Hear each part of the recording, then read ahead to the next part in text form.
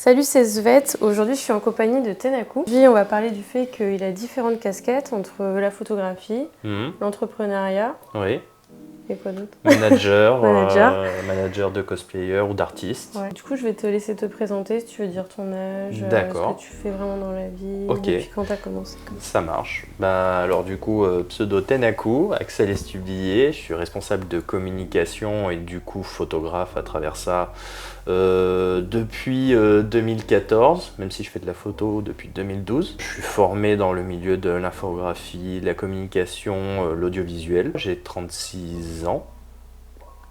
Ouais, ça va, je me trompe pas au niveau des dates. Et aujourd'hui, dans l'univers du cosplay, Alors, quelles sont tes principales activités?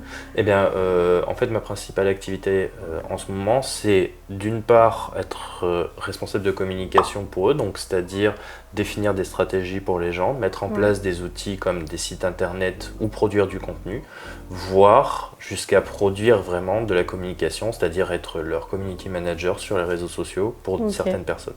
Je représente aussi des cosplayers, en ce moment c'est ma plus grosse activité, comme Corneline, Wapi ou Xia Cosplay. Ok, donc c'est toi qui choisis les cosplayers que tu veux représenter ou c'est un peu eux qui viennent vers toi? C'est eux qui viennent vers moi. C'est plutôt eux qui viennent vers moi parce que sur le principe, moi j'essaie surtout d'être disponible pour les gens. J'aime pas travailler avec énormément de gens, par contre j'aime vraiment travailler sur le côté professionnalisation. C'est-à-dire que quelqu'un qui veut ou se lancer ou qui a déjà des débuts de démarche mais qui ne sait pas comment la structurer, je vais lui expliquer comment ça peut se passer, qu'est-ce qu'il veut, quel est l'objectif. Souvent le principal, on va dire, chose à définir, c'est quel est son objectif. Est-ce que c'est juste un passe-temps? Est-ce que je veux juste être sûr de ne pas me faire, entre guillemets, avoir à droite à gauche? Ou est-ce que vraiment je veux me professionnaliser? Est-ce que je veux vraiment avoir une image de marque?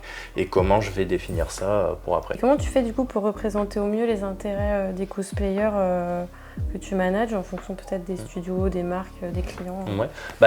Sur ces situations-là, en fait, ce qu'il faut penser, c'est que tous les travaux en termes d'image, donc en tant que cosplayer par exemple, c'est l'utilisation de leur image, mais aussi des fois l'utilisation de leurs produits.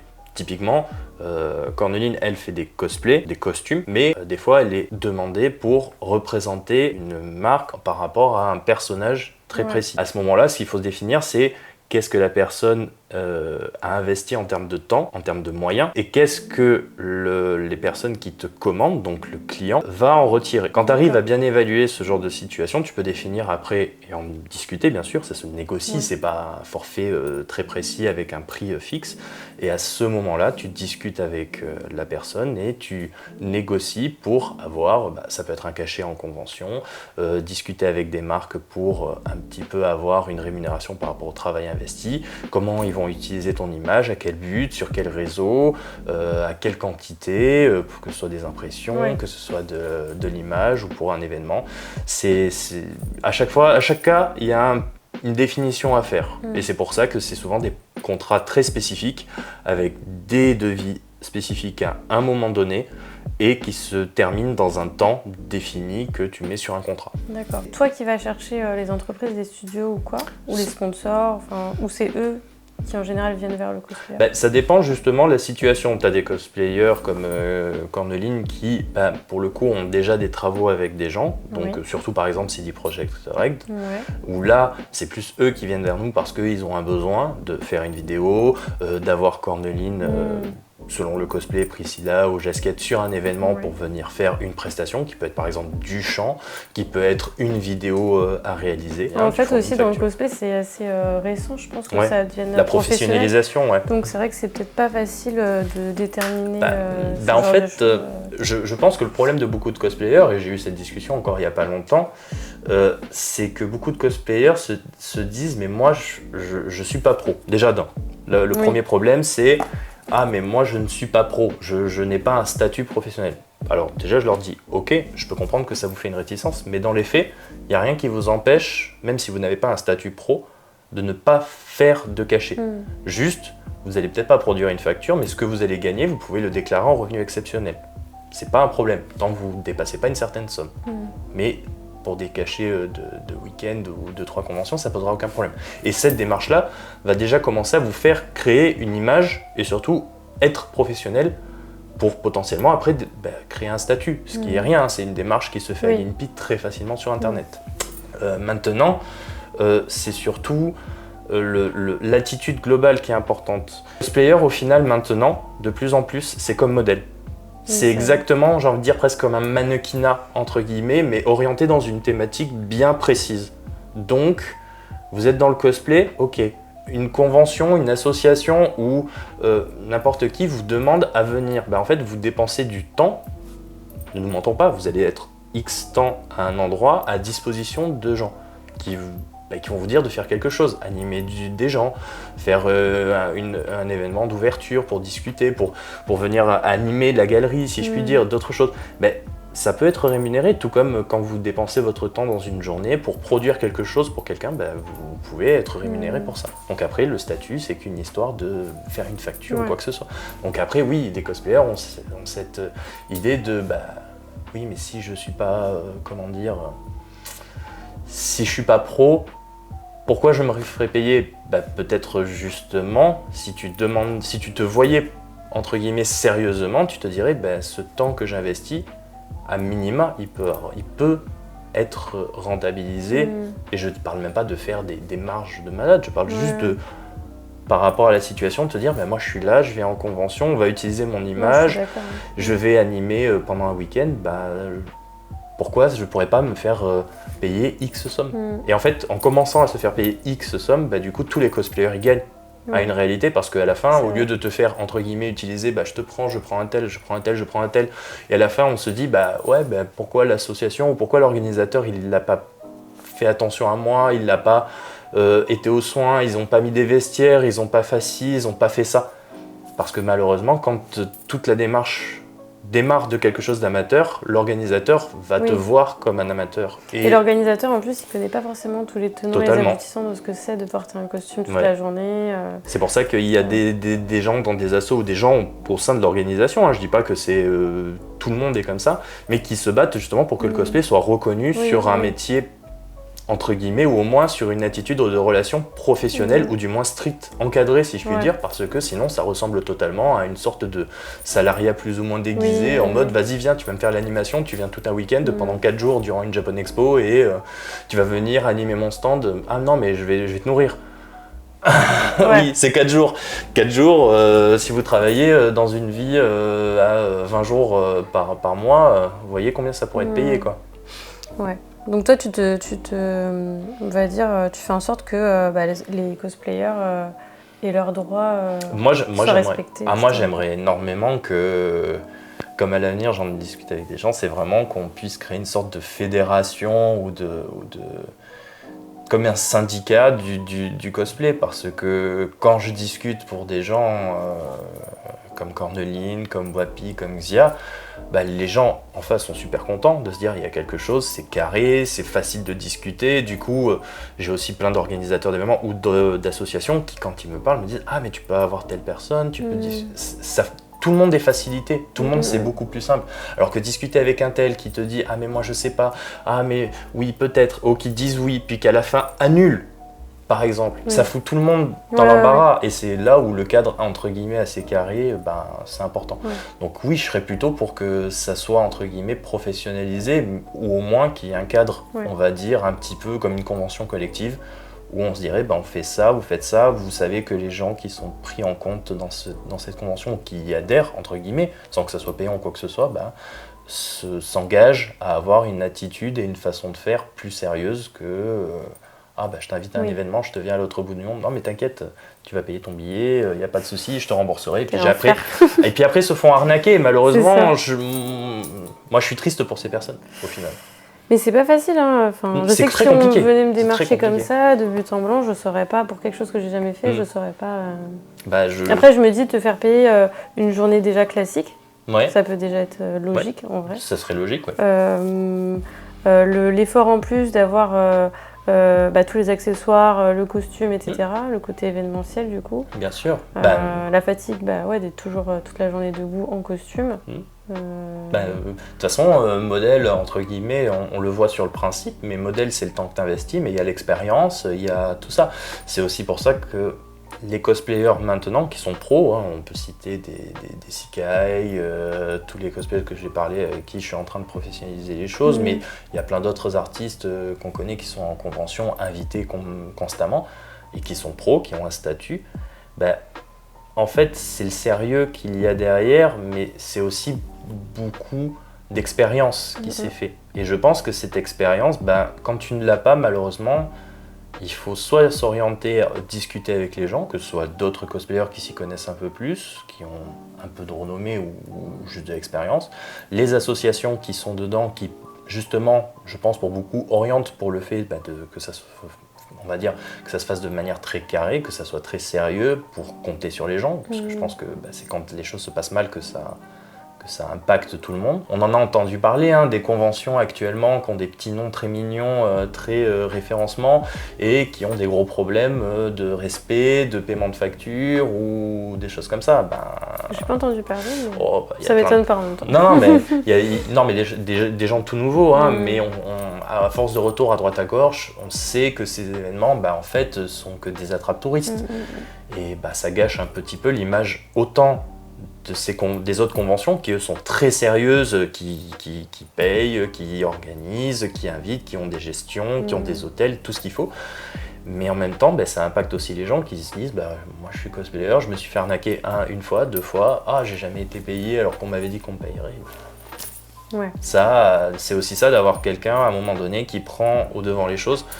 Outre le fait que du coup, comme je suis très procédural et très carré sur les façons de faire, quand je sens que les choses se passent pas super bien, du coup, tu tapes un peu du poing sur la table, tu fais des mises en demeure, tu as une logique très avocat, légale, qui cadre un peu la chose, quoi. Ouais, c'est ce que j'allais dire. Du coup, tu as des facilités à avoir un interlocuteur qui va dans ton sens, ou tu as plutôt des gens qui comprennent pas le contrat, tout ce qui est carré autour du cosplay, dans les studios Non, alors au niveau société, aucun problème.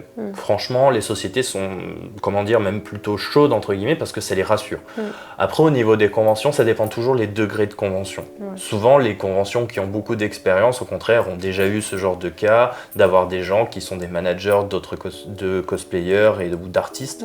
Et en fait, à partir de là, eux, ils sont plutôt contents dans le fait que ils savent comment c'est discuté, ils ont quelqu'un avec un interlocuteur précis, il y a des échanges qui se font facilement. Et comme l'a dit Caro par le passé, elle, des fois, n'a pas le temps de s'en occuper. Donc du coup, si tu as des échanges qui sont longs, c'est complexe. Avoir quelqu'un avec qui tu peux avoir un échange concret, où on peut prendre le temps de négocier, discuter, avoir un coup de téléphone. Des fois, c'est aussi bête que ça. C'est avoir quelqu'un au bout du fil et de pouvoir discuter en mode... tu comprends là. C'est tellement plus simple. Ça facilite. Beaucoup, en fait, c'est juste faciliter les choses. Être manager, en plus, moi, c'est ma vision. Je sais très bien que manager, il peut y avoir comme tout type de caractère différentes personnes. Mais ma vision du management pour les conventions et les artistes, c'est trouver la meilleure solution pour toutes les parties. C'est-à-dire que je comprends aussi qu'une convention me dise non mais là, c'est pas possible. À ce tarif-là, c'est impossible. Ok, d'accord. Mais en fait, c'est quoi votre tarif ? Ok, c'est ça. D'accord, mais là, on est quand même sur un entre-deux. Comprends que là, ce qu'on amène, ce qu'on fait ci, ce qu'on fait ça, ça nous demande une logistique de malade. On ne peut pas aller en dessous de ça. D'accord, et si on limite ça et ça, est-ce que ce sera plus simple pour vous ? Oui, ça sera plus simple. Du coup, on peut te faire un tarif un peu plus bas, mais du coup, on va limiter. On va faire moins de confs, on va faire moins d'activités, on va être plus sur autre chose. Elle amènera moins de costumes. Voilà, il y a plein. En négociation, c'est ça, c'est des leviers. C'est sur quoi tu joues entre les deux. Et l'avantage, c'est que du coup qu'on parle entre deux personnes qui se parlent, c'est pas d'égal à égal, mais sur le même vocabulaire et la même compréhension d'esprit. C'est de la gestion de projet, on sait très bien que c'est un projet d'organiser une convention, et des fois des grosses conventions, c'est très lourd. Et avoir quelqu'un qui peut te répondre, c'est beaucoup plus facile c'est pas méchant, mais un artiste, même moi je le suis sur un certain bord, ça n'a pas le temps, ça a une occupation. Ouais, j'allais dire, c'est du boulot, c'est vrai que... C'est du boulot qui est une autre thématique. Moi je sais absolument pas faire du métier à coudre, et je suis absolument nul de mes mains. Je sais que je sais pas faire du craft, typiquement. J'admire les gens qui font du craft, mais moi ce qui est mon truc, c'est la discussion, la négociation, organiser, faire des stratégies, développer des outils, faire de la production. Ça, je l'ai senti pour le regard. Voilà. En plus. Ça, y a pas de problème. Mais moi j'adore, je trouve aussi qu'on s'est carré et tout. J'aime bien moi aussi, parce que ça me permet aussi anticiper, tu vois, les choses. Pour un organisateur d'événements, c'est se dire, ok, on en a eu des cas comme ça, où on a des organisateurs, Jusqu'à la veille de l'événement, on ne savait pas où est-ce qu'on se garait. Ah non, mais et dans des grosses conventions. C'est très très gros nom. Très très gros nom. Mais on savait qu'en face, on s'est dit, attends, il y a des choses qui vont pas, et en discutant à droite, à gauche avec les gens, on a compris qu'il y avait des petits problèmes en interne. Tu vois ? Ah, ok. Mais tu te dis, faut pas que ça se passe comme ça. Et là, on te dit, non, ça se passera jamais comme ça avec nous. Ah ouais, mais bon, comprenez que c'est lui, votre représentant. Moi, je discute, moi, je suis carré. Quand on est à 24 heures d'événement, que je ne sais pas où je vais me garer, je commence à gueuler. Ouais, non, c'est clair. Et ça, un artiste, enfin, entre guillemets, ça ne doit pas avoir ça en tête. Moi, j'ai l'esprit de décharge-toi de tout ça. Moi, je m'en occupe. Je sais charger, je sais anticiper, je sais faire l'éponge et je sais amortir ce genre de choses. Comme ça, toi, tu restes sur ton truc. Ça peut être un stress énorme. En plus, juste de ne pas savoir où se garer, ça peut... C'est un exemple. C'est un exemple que je donne. Maintenant, typiquement, c'est le genre de choses qu'on a fait avec Corneline sur la partie CFC où j'étais son helper, mais c'est global, c'est-à-dire que dans la vie, quand tu t'organises sur un projet, il y a souvent une personne qui est le chef de projet, le réalisateur. Ça ne veut pas dire que c'est lui qui décide de tout et tu n'as rien le droit de dire. Au contraire, des fois, quand tu as un manager, c'est de te dire, attention, si tu fais ça, est-ce que tu es bien conscient que là, ce choix-là peut avoir cette répercussion ? C'est tout. Moi, si on me dit après, moi je veux faire comme ça, très bien. Mais je veux juste que tu aies l'esprit éclairé dans ta décision parce que quand tu es artiste, et ça je le sais, tu fais de la photo, tu retouches, tu piques le nez, t'as raté un événement, mince. Je l'ai fait ça, ce genre de choses de bêtises, je l'ai fait à une époque. Voilà. Ok. Du coup, est-ce que tu vois une évolution sur le marché du cosplay ? Toi, tu vois un potentiel Un potentiel qui est déjà là peut-être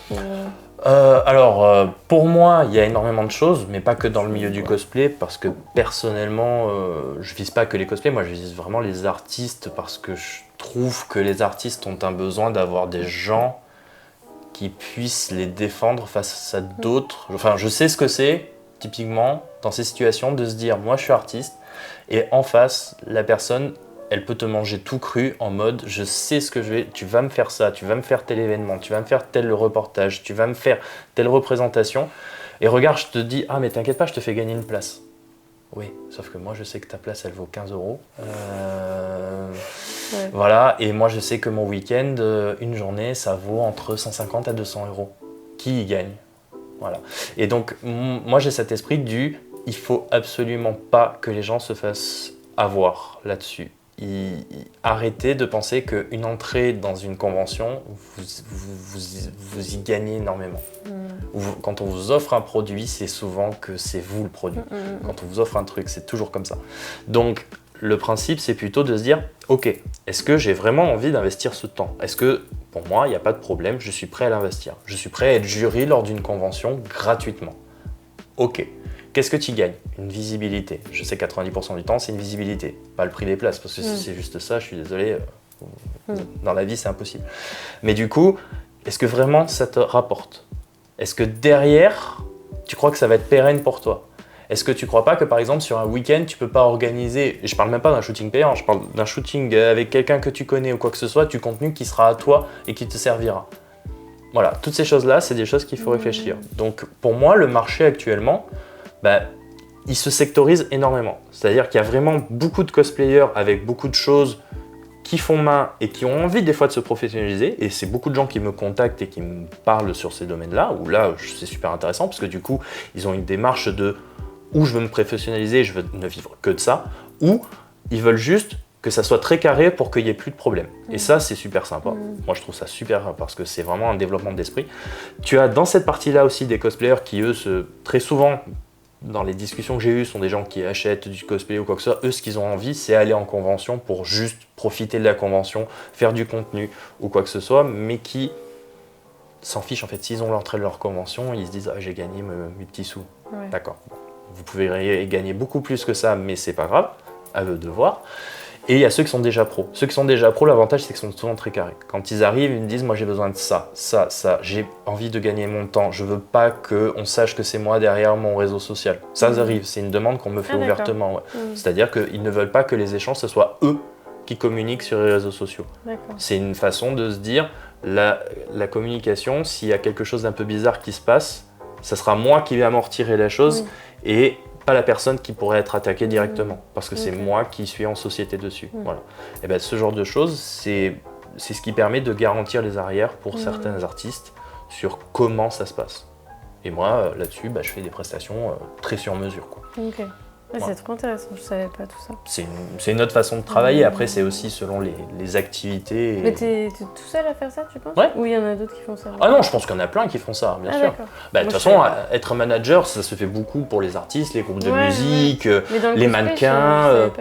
Dans le cosplay, je pense que certains le font entre guillemets, un peu comme j'ai fait au tout début pour Corneline, c'est-à-dire, je le fais pour mon conjoint, pour un ami. Et si t'as des petits conseils du coup à donner pour les cosplayers, tout ce qui est négociation, ou s'il y a des événements qui viennent les contacter, comment il faut se comporter pour être un peu plus pro? Alors, se comporter déjà, c'est surtout déjà d'être sérieux. Je veux dire par là, quand on vous contacte, soyez content quand même qu'on pense à vous. Ça, c'est une très bonne chose. Que vous ayez un gros, petit compte, c'est pas ça le problème. Si vous avez été remarqué, c'est que vous avez des qualités. On vous a peut-être recommandé par un tel ou un tel, donc ça veut dire que vous avez des capacités d'avoir un bon réseau, des bons contacts avec des gens. Donc non, ne vous dévaluez pas. Et surtout, prenez confiance en vous à un moment donné. C'est dans la négociation, qu'est-ce qui peut mal se passer? Pour moi, en fait, je me dis toujours, le pire pourrait être de se dire, pour moi, le pire, c'est d'aller dans une convention et de me dire, j'ai perdu mon temps. Parce que là, au final, le temps, c'est de l'argent. J'ai perdu mon temps, donc j'ai perdu de l'argent. Et en plus, quelqu'un a exploité tout ce que j'ai produit durant ce week-end. Donc, c'est même plus à moi. Donc, en fait, je me suis fait voler. Donc, la meilleure chose à faire, c'est déjà rester sérieux, dans le sens où soyez cordial, il n'y a pas de problème, il ne faut pas ni être agressif dans toute négociation, c'est au contraire être posé. Pas prendre mal ou prendre personnellement le fait qu'on vous dise « Ah, moi je suis pas prêt à te payer » ou « J'ai pas de budget ». Ça arrivait plein de fois, même pour Corneline, ce genre de demande où non mais nous on n'a pas de budget, il n'y a pas de problème. La différence, c'est que il faut estimer aussi le temps qu'on y investit. Et une négociation qui prend trop de temps, pas de réponse dans les mails, on se recontacte, jamais de relance ou quoi. Faut pas perdre de temps. Globalement, je dis toujours autant, pensez que votre temps c'est de l'argent et vous, pour beaucoup de cosplayers, votre temps c'est du craft, c'est de la réalisation, c'est du projet et c'est aussi beaucoup d'énergie. Donc à un moment donné, économisez votre énergie et votre santé, puisqu'à un moment donné, votre santé c'est tout ce que vous avez, votre morale. Pensez à faire attention à vous, communiquez, dites vraiment tout ce que vous avez envie, tout ce que vous avez besoin. Au pire, les gens vous diront non, c'est pas possible, mais au moins vous aurez une vraie trace. Et aussi éviter les coups de téléphone, mais ça c'est un truc procédural chez moi, c'est que quand on est au téléphone c'est bien, mais il n'y a jamais de trace. Mais ça... des fois c'est plus simple, c'est vrai que je trouve pour ça des échanges, pour des échanges dans le vif, oui. Mais moi je suis du genre, si j'ai eu un coup de tête, d'accord, je te fais un retour par mail. Et est-ce que tu pourras juste me valider que c'est bien ça et qu'on est bien d'accord? Parce qu'un OK au téléphone vaut rien comparé à un écrit. Voilà, ça c'est... Ok. Voilà, moi je dis toujours, je suis très gentil, mais je sais aussi que je doute beaucoup de tout le monde. Parce que je me dis que n'importe qui peut te faire un coup d'entourloupe. Donc quitte à assurer ses arrières, autant que les choses soient dites. Puis ça coûte rien de demander un mail ou une confirmation. Normalement non, pas en tout cas à quelqu'un qui est sûr, qui est OK, pro, Et j'ai attention, on dirait que j'en dépeins un côté super négatif. Au contraire, on a eu des gens qui étaient hyper carrés, avec qui j'ai eu des coups de téléphone, que derrière j'ai envoyé un mail qui me disait super merci, j'ai un compte rendu de tout ce qu'on a dit, c'est super, je te valide ça, envoie-moi le devis. Du coup moi je demande à Corneline, vas-y fais-moi un devis à telle somme par jour, on ira à tel endroit, on fait tel trajet, tel forfait kilométrique, voilà, elle me fournit le truc, j'envoie, c'est carré, ça va vite et tout. C'est là où voilà, tout peut se passer fluidement et avec des conventions. Si tu veux aller au téléphone, ok, mais dis-toi que c'est pas parce que tu as un oui au téléphone que c'est fait. Et tout ce genre de choses, c'est se dire que malheureusement, tout le monde peut t'entourlouper. Et le problème, c'est que quand ça t'arrive une fois, et que quand ça te sera arrivé une fois, que tu te diras pourquoi j'y ai pas pensé. Parce que... comme tu dis, ils sont pas du métier. C'est ça. Pas tous les... Quand vous n'êtes pas du métier, il faut se renseigner. C'est difficile de se renseigner. Enfin voilà, c'est... Mais après, c'est aussi ça qui fait que, tu vois, on a l'impression qu'on est très rigide, Corneline ou moi, mais c'est parce qu'on aime les process, on aime fonctionner de manière assez carré, quoi. Du coup, là, les gens, ils peuvent venir te contacter sur Bien ton sûr, compte sans aucun problème. Sans aucun problème. Tu fais un plaisir. Devis ou... Bien sûr. Même des fois, je fais juste du one shot. On me demande vraiment, genre, une strat de com. On me dit, qu'est-ce que je peux faire pour fonctionner sur mes réseaux sociaux? Je fais une veille, j'analyse leur existence, j'analyse comment ils fonctionnent, je regarde qu'est-ce qu'ils ont comme contenu, qu'est-ce qui marche pas, leur image de marque, contenu, comment ils s'expriment, qu'est-ce qu'ils peuvent améliorer. Tout de A à Z, et je leur fournis un document complet. Et ne pas hésiter à communiquer. Ne pas se dévaloriser, déjà. Surtout pas, ça c'est clair et net. C'est un premier point, je trouve, une bonne base. Et oser discuter des choses, comme tu as dit, à un moment donné, il ne faut pas avoir peur du refus, ça peut arriver, ça arrivera de toute façon. Mais aussi ne pas se dévaluer parce que le temps que vous allez investir, ne serait-ce que même pour une convention, pour être jury, pour venir en convention, animer un stand ou quoi que ce soit, qu'importe. C'est du temps que vous n'aurez pas pour vous. Voilà. Et ne pas croire non plus que je vais être là-bas, je vais avoir du temps. Quand on va à un concours, on sait très bien que la journée elle est perdue, typiquement. Se faire voir c'est bien, mais les gens qui se font voir sur un concours, c'est les gagnants et quelques personnes autour qui ont fait un truc un peu particulier.